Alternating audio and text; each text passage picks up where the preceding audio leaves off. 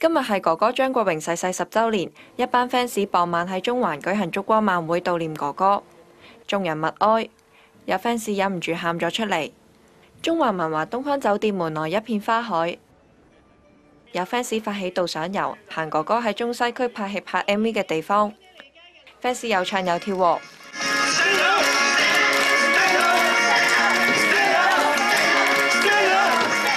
喺尋晚嘅紀念音樂會，一班歌手例如張學友、莫文蔚、陳慧琳、容祖兒、古巨基、草蜢等人獻唱哥哥嘅歌曲。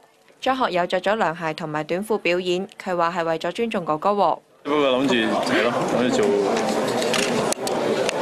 做哥哥嘅 show 可以冇咁拘謹。